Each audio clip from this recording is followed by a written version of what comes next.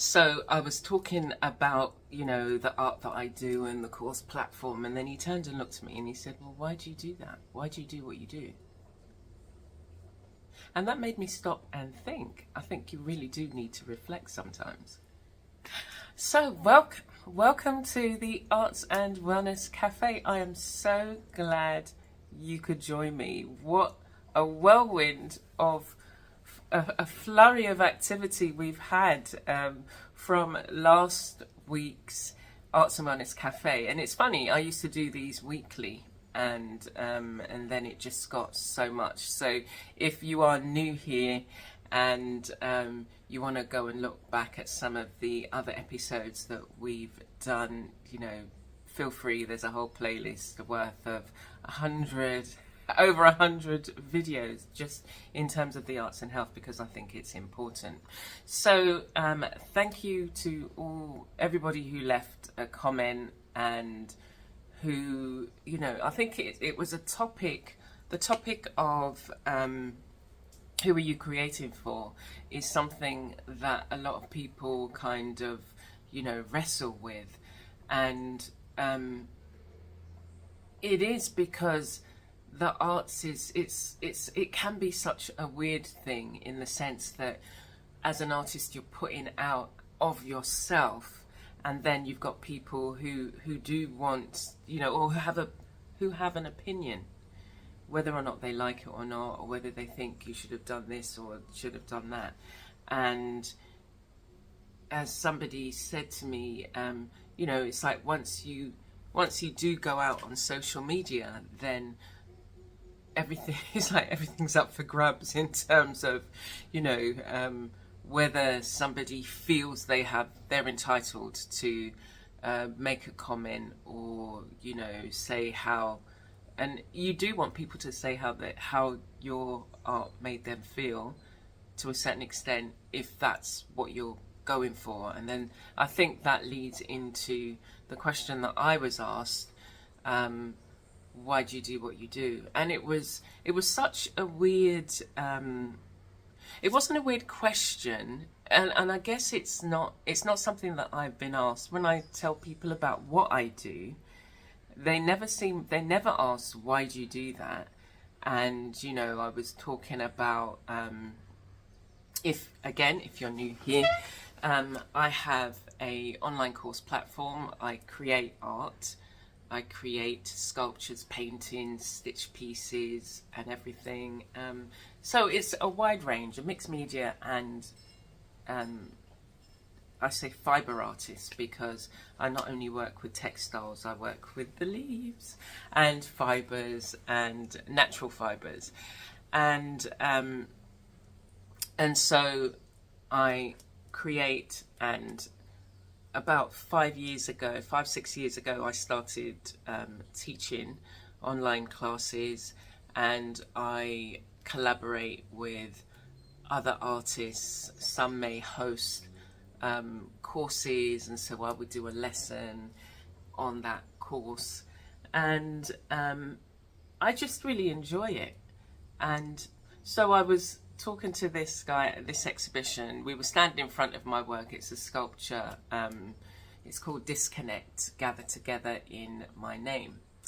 And I explained about the sculpture because there's various facets to it, and a lot of it stems out of my response to the external things that are happening that you seemingly have no control over, and how we look to try and protect ourselves from that kind of barrage of these kind of stimuli that may be affecting you negatively, maybe just confusing you, maybe just turning you upside your head, and it's just like, I really don't know what to do with this situation.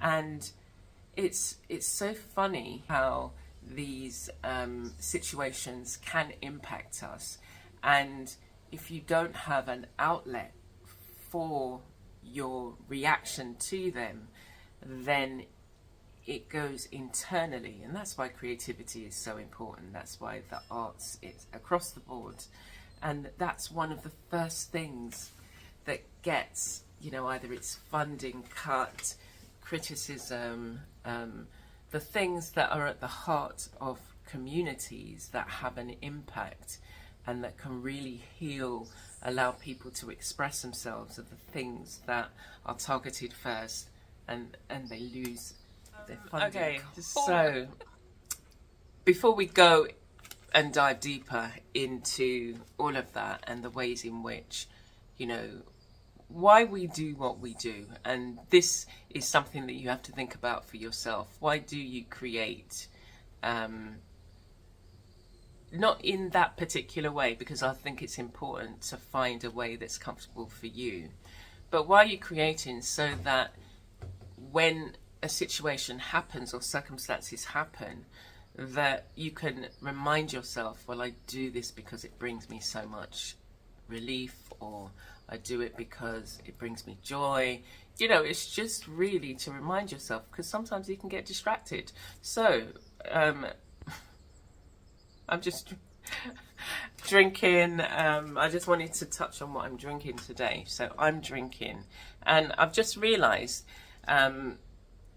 so it's a bottle of water in plastic, and I'm really conscious now about the amount of microplastics in our bodies, and I was just like, okay, all right. So anyway, so this is something that I want to address for myself, and get better at being mindful about what it is you do consume. So we know that in terms of plastics and the synthetic fabrics, and those are things that I want to eradicate from my wardrobe. And the amount of exposure that we have. So here I have my bottle of water. So let's imagine if it was in a glass container. What I've got in there is a lemon leaf. I went out and picked a lemon leaf, and the lemon leaf are really aromatic, and so if you put them in tea, it gives you a beautiful, beautiful, beautiful flavour. And then I've got what's called Patanga, but it's also known as Suriname cherry. So the leaves as well for the Suriname cherry, they're quite fragrant as well if you break them, and so you get some of the nutrients and the minerals that are in them when you either have them as a tea, you know, have them in water. And sometimes what I'll do is just have a glass of I'll have a glass of water with these leaves in, or I might put some cucumber in, and we know cucumbers, you know, hydrating, it's got minerals and things like that. But I broke the last glass. It's just like it fell from the draining board into the sink and cracked, and it was just like, that's the fourth one. It's just like, what are these glasses made of? It's like they're made of sugar water, because they just crack really easy. Anyway, we have to be more careful. So think about what you're drinking. In the Arts and Wellness Cafe, it's about your health and well-being, and coming to those places of understanding about yourself so that you can go forward and do all the things that you need to do. So that being said, why do you do what you do? So I think the number one reason why I create is because of the way it makes me feel. Because I think there are healing properties in being able to express yourself in different ways. So whether it is, you know, you dance, you sing, in terms of listening to music, composing, and we'll stick to the visual arts, you know, the painting, the drawing, you know, sculpture, any of the visual arts that you can think of, but any of the arts altogether. Because what I find is, if I don't necessarily get creative blocks, but that's something that we can deal with in another episode. But if I'm feeling off, and I don't want to do like a wet medium, or I really don't feel like stitching, or I don't know what I feel like, I might go and I might listen to a playlist that I've saved for a time such as this. So when I'm feeling off, there are certain songs that it's mainly kind of jazz flute. There's a flautist called oh my gosh, Valentine. So I heard his music in the 80s, and it was late at night, and I remember it was late at night. I was listening on the radio, and it was in those days where if you wanted to record your favourite songs and they came over the radio, there'd be certain times in the night that the DJ wouldn't say anything, so you'd be able to get the start and the finish of the song. And on this particular radio station, they would play back to back like 4 or 5 songs and then come in. So I was listening one night, I was up kind of, I don't know, just couldn't sleep. And so this song came on and I pressed record. It's Afro Blue, yeah? But it was his version of Afro Blue. But I hadn't known at the time that that's what it was called. It wasn't until a couple of years later that I've been reintroduced to him, and I've just played him, and just, you know, it's just, I love the flute, and I love jazz flute, and I now love the violin as well. It's just like, so there's that particular music, instrumentals or specific kind of groups like Third World. There's 96 Degrees in the Shade, Love's Got Me Dancing on the Floor, Fantasy by Earth, Wind and Fire, Still Pulse, Stepping Out, and so many other songs, Paragons, Blackbird Singing in the Dead of the Night, what's his name, Don't Worry, Be Happy. That guy. But I've got this playlist of songs on my YouTube, and anytime I'm kind of feeling that way, there are certain songs that just kind of get you back into the kind of mix of things that, you know, being creative again. And so it's having strategies that you can put in place so that, you know, it's not any song that's going to get you feeling, let me just go and create. And it isn't just, sometimes it's not just let me sit down, because I would say to somebody, you know, just go sit down. It doesn't have to be a blank thing. It could be something that, it doesn't have to even be a canvas. It could just be a recycled piece of paper. Get some art supplies and just play with the art supplies. Just add colour. You don't even have to think about, well, how should I play? It's just like, just mark. Just put a mark on the surface. So creating, because it's a healing, it makes me feel good about myself. And as I say, if I'm feeling off and I can't just, you know, jump into my art journal, or there's just something else that needs to be done, so I'll listen to some music, or I'll go out into the garden, go into nature, take my shoes off, sit there with the, you know, the sun or the breeze, feel the ground beneath your feet, and just think about what it is, why it is you feel, what it is you feel grateful about, and just start with the most simplest things, that I can feel the breeze. So that's one of the ways in which I would, you know, overcome that blocked feeling. But that is what art and creativity, being creative, helps me feel. It helps me feel well.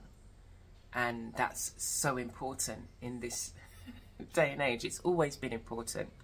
And the other thing is about expression.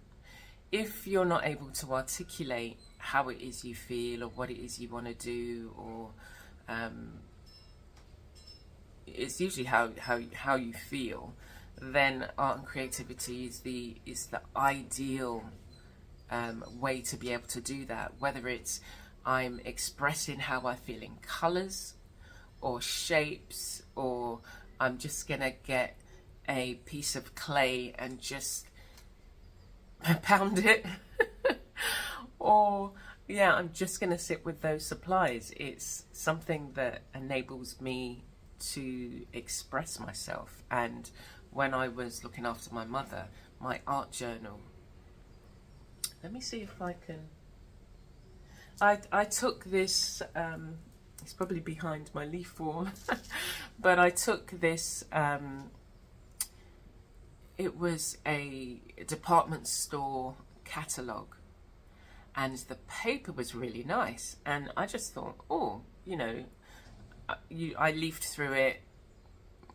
There wasn't anything that I could buy from this catalogue, but as I say, the paper was really nice, and it was a matte finish, so it held paint well. And so I just got my gesso, and when I would go to my mother's, because I was staying like 3 out of the 7 nights, maybe 4 nights. So when I got there and I managed to grab 5 minutes, and that's what I literally had to do. I had to sit myself down and say, okay, let's just look at this page. Let's just get the gesso. I had the gesso, 2 colours, red and blue, and the white gesso, and that was it. And so I want you to be able to think about what it is that you can just grab and go, or you can put some supplies together that will be your grab and go kit, that, you know, wherever you are, you can pull it out, and you can pull a little journal, a little thing of watercolors, a water brush. That's like a you put water in it, and it's a spray, so you don't need to, you know, have the water, or have a water brush so that you don't need, you know, to be rinsing out your brush, and just have like a little, yeah, watercolor. They sell them just like small, you know, like 5 or 6 colors in the palette. And it's finding those things that when you only have a short time, you can, you know, just dive into it, or stitching, sewing, or journaling, writing, or sketchbook, and so that for me, you know, previously as a carer, and that's what I would recommend, you know, if you are caring for somebody, that you have that outlet that you can go to.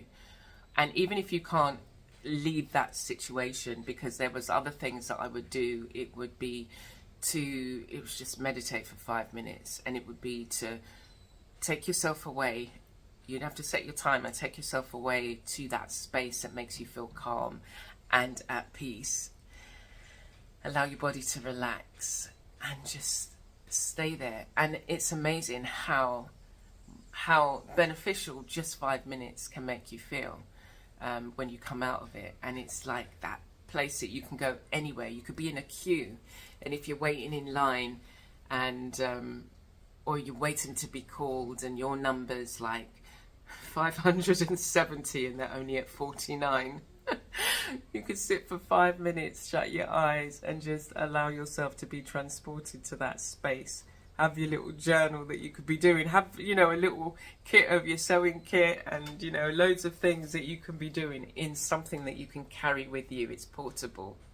So again, why do you do the things that you do? Because it brings me, it makes me feel calm. It makes me feel at peace. It makes me feel energized. I really love creating, and I love learning new things. And that's another reason I love learning new things. I love exploring. I love experimenting. I love taking something that I've learned, and I might adapt it. I might adapt it for me. You know, it's really great to be able to learn from others, but you don't necessarily want, and sometimes you may do, you might do. I think for me, I like to take what I've learned and then add my spice to it, and then I transform it into something new, and then it's like, oh wow, look at this. This is really great. I love it. So why do you do what you do? We've looked at, the healing aspects of creativity, and we've looked at the just expressing the way that you may be feeling, and being able to talk about some of the things that you do. We know that when you look at art therapy, or I do more therapeutic art, and it's about, as I say, using the colours to express yourself, using how you may be feeling. So I might not be able to tell you, using different supplies, doing collage, bringing different materials together to express. And the other reason why I do what I do is because I enjoy looking at different fibres, looking at how I can take things from nature, different fibres from nature. The banana fibre, I love using banana fibre. I've woven cotton, the banana fibre, and hemp. I'm still trying to process my banana plants to extract the fibre from them, but I do grow cotton, and so I've been able to weave and to process that, and they're just small batches, and it's I use it in projects that I weave in or slow stitch in. So I do have a lot of projects that I've done in Material Musings, which shares some of that. So you've got to come over to Material Musings as well. And I found using the different materials enables you to just explore. So I went out into the garden to see what I had, and then I realized that I'd been growing the sea grape leaf plant for quite a while. So my plant it's becoming quite mature now, so a good 3 years, and I haven't had any grapes yet though. I think maybe this year, maybe next year we should get some grapes.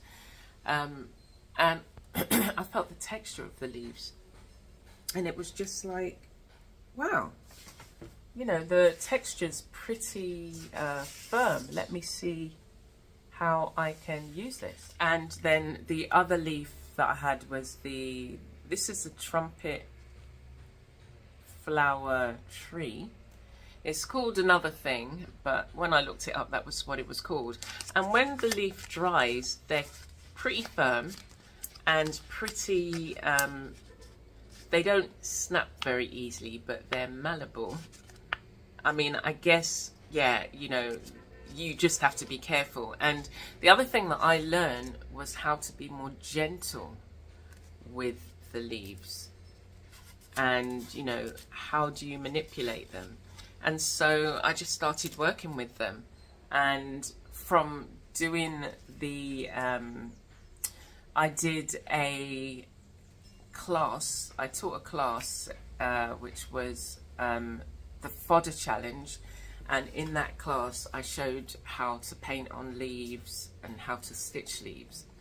And then from that I developed a course. After that I developed a course, so I've now got my leaf art course, and in that course I show how to burn onto leaves, to cut the leaves, to weave the leaves, to stitch the leaves in more kind of, more detailed way.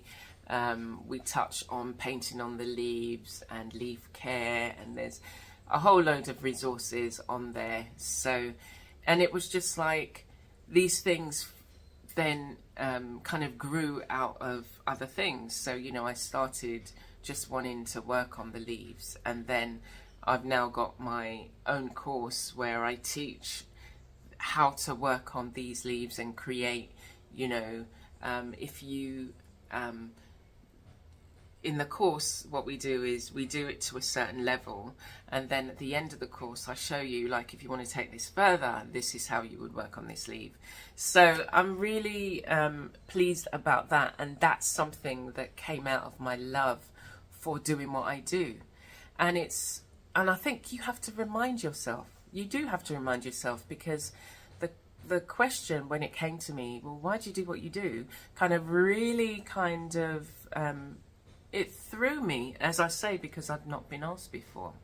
So in other ways, in why I do what I do, and I hope that this is an explanation. At the core of it is because I enjoy it, because I love it. I love creating. And yeah, my house is full of my art.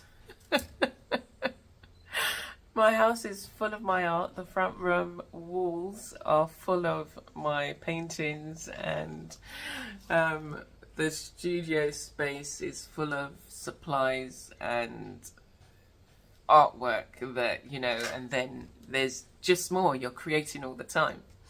But another reason why I do what I do is because I do like to share, and I like to share so that other people can be encouraged.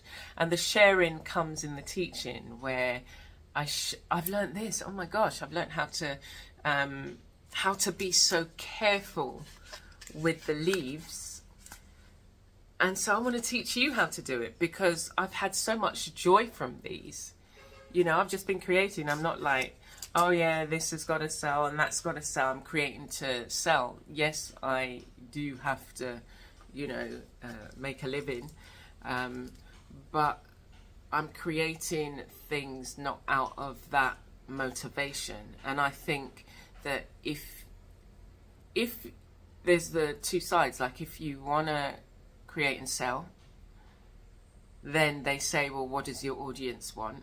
But if you want to create just to create, you don't have to worry about what the audience wants. You're creating out of what you feel and how you want to express and how you want to share with people. Like, I want people to feel, and it's not everybody's going to feel how I feel working on these leaves, but some people will.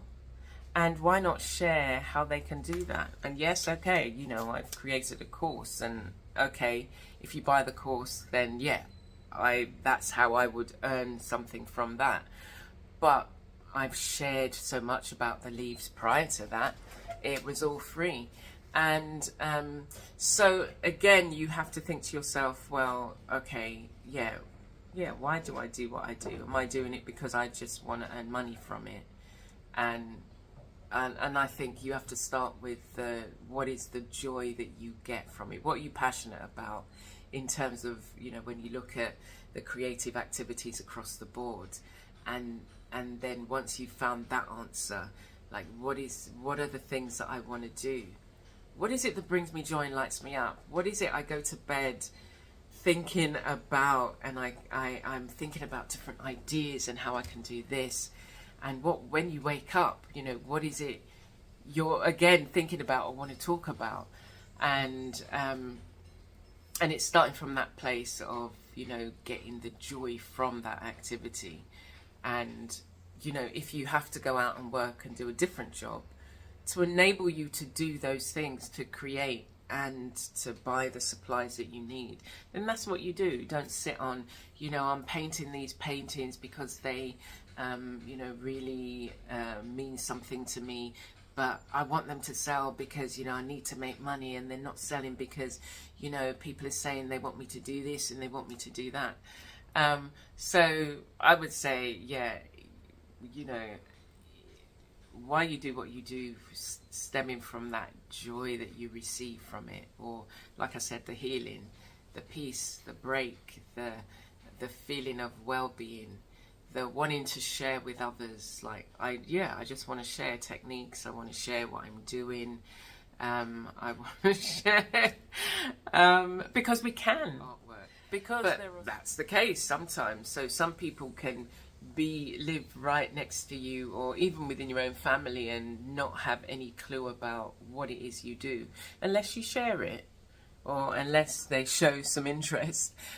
But being able to share across the world is something that I truly value, and being able to encourage others is something that I truly value. So if something that I do can bring you joy, and that is bringing me joy. If something, you know, really speaks to you from what I've said, then that's amazing for me, because it's just like, look at that, look at how we can, you know, be such a positive light in each other's lives. And so that's why I do what I do, because of that. Of course, there's just so much more. It's just like, I feel like this is my purpose. I feel that what I do is my purpose, and or one of them. You know, because I do like to write. I do like to write stories. I love I love, as I say, creating, and we've come to the end of the 100 days of leaf art. And then I started reflecting. I was thinking to myself, okay, let's think about all the other things that you've done, you know, and what it is you want to now do going forward, because I do what I do because I love that feeling of growth. So I did the 100 days of leaf art, 100 days of collage. I did 100 days of making foam stamps, 100 days of pastel portraits, and I tried to do 100 days of stitching, but I only did 50. I was just like, after coming up to the 50th, I was just like, do you know what? I'm not going to be using the rest of these 50 stitches. I was just done. And I think it's okay to stop and say, okay, well, do you know what? I've had enough. And I really had enough. I was just like, yes, I was doing stitches that I've never even heard about, and that was good. That was the learning. But I realised that in some of my projects, I use maybe about 10. And it's good to have the rest of the stitches, but I didn't want to do it in a challenge. I didn't want to have to, you know, put that pressure on myself to, okay, and this week I've done these stitches. It was just like, if I want to learn more stitches, I've got the book. It's got 100 stitches in that I was going through and then sharing. It was just like, I can do that in my own time. I don't have to be bound by that. And so I think it's important for you to challenge yourself and to think about, well, yeah, why do I do what I do, and how can I make what I do better? Not based on another person's judgment, but based on, you know, I feel that there's more to it. There's never a reason to stop learning. So just make sure that you continue to learn, and it may be you learning things around it. So, you know, you may have got to a certain point in your, I don't know, textile arts or whatever, and you think, well, I want to start sharing this. So I need to learn how to, you know, work with the camera, take photographs, edit or whatever. And it might just be a small part of the thing that you do, but it may be an essential part. It might be, yeah, it's time now to be able to learn more so that, yeah, you can share. Actually, do you know what you need to be able to do? Not, you don't need to be able to do this, but looking at where you are and looking at the way you do things, you need to start your own course, you know. And it doesn't have to be these, oh yes, you know, buy my course for blah blah blah blah blah and all of this. It doesn't have to be that kind of, it could be, I just create these courses, and if somebody wants to buy it, if they land on it, they find it, I'll share it, they can. But I just love, as I say, I love teaching, and the I come from a family of teachers, and it wasn't something that I thought that I would go into.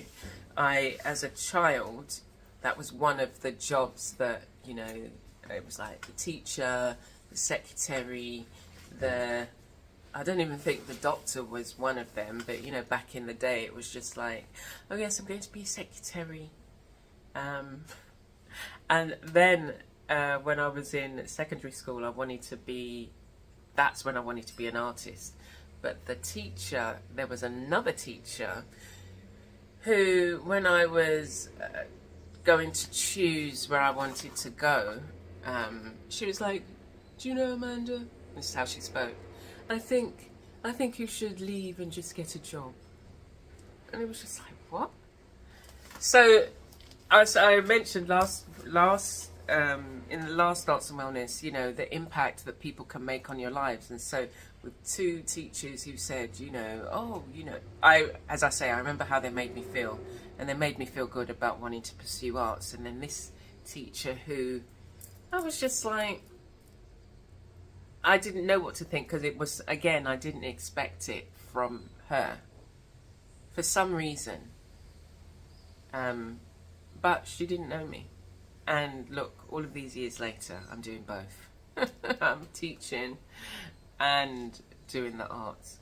And for me, the teaching is, I'm not going to teach you specifically how to draw a face. Like with my the figures that I've been doing, and I've been sharing a few on Instagram, it's finding the feature within the pattern. So when you look at a pattern, what is it you see? And sometimes it could be a face. I did this, I taught on the Mastering Mixed Media with Tamara Laporte at Willow in Arts, and some of the students' work was just so amazing. Like, there was foxes, there was so many different variations, like in terms of when, people are actually just looking, like learning that skill of looking at the way the image is, the main image, it's an image of flowers. So looking at the flowers and seeing what kind of shapes and patterns are forming or formed, or the shadows, and then pulling out of that images was just, it was just so great to see. And I learned that years ago in terms of, but I didn't know, I didn't have a word for it. So when I was younger, I would look at the pattern, the 70s wallpaper and the carpets, the busy carpets that we'd have, and I'd see images. And then I think it was in 2012 when I decided to, or maybe slightly before, 2009 say, when I decided to pursue mixed media, I came across an artist called Miss Stell. And boy oh boy, she taught some sessions called gut art, and it was just like, that's what it is. That it's just like, and so now, because I used to ignore it before, and now it's just like, I could be looking out in the garden, and then the way the leaves, you'd see some of the back leaves and some of the front leaves, and just the way they fall, there's like a face that has formed, and it's just an amazing sight. So I just trained myself to extract these shapes, these images. So I normally see faces, but yeah, it's just, and I just love it. Yeah, so why do you do what you do? Think about it.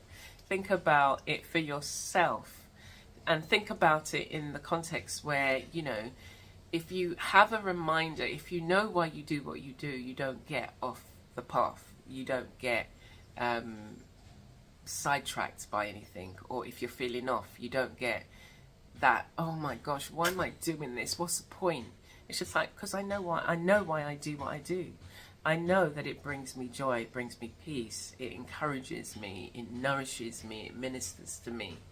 I feel it's a God-given talent that I can bring out, I can make better, I can perfect, I can encourage others, I can bring joy to others, I can minister to other people's lives, I can make them feel that they're not alone, that they've come into the creative space and spent some time with me and just hang out, and there's no judgment. You can just be stitching, sewing, painting, drawing, sketching, whatever it is, while you listen to my tones, the vocal tones. But yeah, why do you do what you do? So and to kind of, as I say, this question came from somebody that really made me think. And we're now going into, like a new season, a new month in terms of my material musings. So in material musings, I look at a particular project I want to finish, and then I draw out of the project elements that I've used. So it may be like we did wax resist. So I shared how I do wax resist, how I would stitch And oh, let me show you this. This is the piece that I was working on that prompted that. So it's nearly finished. And then I was saying to myself, there's still so much. I say it's nearly finished, but there's still so much that I feel I want to do with it. And I just said to myself, be okay with that. So on the Material Muses, if you do join us, I'll be going through some of the previous pieces that I've worked on, and I've managed to, even while doing this, I've managed to do some others as well. So I'd love to have you. So I hope that you have gained something from that, and that if you have come towards the end, that you have come away feeling inspired and encouraged and more clearer about the reasons why you do what you do in your creative practice, and just because you want to draw, you want to share, you want to, be in touch with who you are inside and explore that and express that onto the canvas, onto the paper, onto the fabric, whatever it is. So I hope you do join me again, and we'll look at some other topics on the Arts and Wellness Cafe, and we're going to be doing more of them. But if you are new, there are over 100 already that have been recorded, so you can peruse them and leave me a comment, let me know what you think, let me know how you're getting on, really, because this is about us building each other up, connecting, exploring, and getting joy from the things that we do, but also making a difference. How are you going to leave things and people and your environment better than you found them? If I work on leaves and recycle them, or if I recycle clothes, or if I recycle paper, they end out of the landfill. They don't end up in landfill. And with the leaves, they can be composted. So the ones with the stitch and the weaving or the painting, they can be framed and kept for as long as they'll stay like this now. And then others that have been burnt, again, they could be framed, or they can go back into the earth and then bring joy the next time round. Anyway, so you take care. I hope that you've enjoyed the session, and I look forward to hearing from you.